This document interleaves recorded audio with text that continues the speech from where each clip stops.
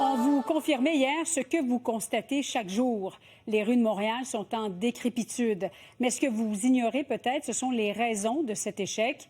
La vérificatrice générale montre du doigt un manque de coordination, mauvais équipement et des salaires trop élevés. Anne-Sophie Jobin.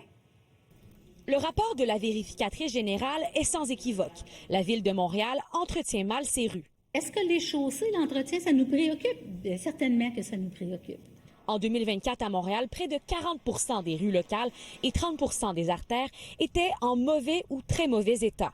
Le problème, seuls 3 d'entre elles ont été réparées et plusieurs travaux de maintien planifiés n'ont jamais été réalisés.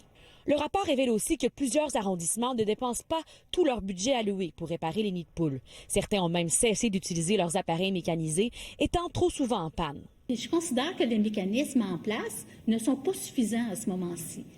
Mme Cossette remarque également que chaque arrondissement gère ses propres rues locales de manière isolée. Ce que l'on aimerait, c'est que les gens s'assoient à la même table pour définir les travaux qui vont être faits et que tout ça s'harmonise dans une vision avec des objectifs clairs à atteindre. La Ville a dit mettre en œuvre les recommandations de la vérificatrice sans donner de précision. Luc Rabouin a rappelé de son côté que la dégradation des infrastructures ne date pas d'hier. Les défis d'investissement sont énormes parce qu'on a eu des décennies de sous-entretien de nos infrastructures. En effet, le rapport indique que 36 des chaussées locales étaient déjà en mauvais état en 2015, 37 en 2022. On a eu un rapport, somme toute, très accablant de la vérificatrice générale aujourd'hui. Ce rapport s'est évidemment immiscé dans la campagne municipale. Cette administration, en 2021, a coupé le programme d'aide aux arrondissements qui soutiennent les réseaux locaux de 100 millions.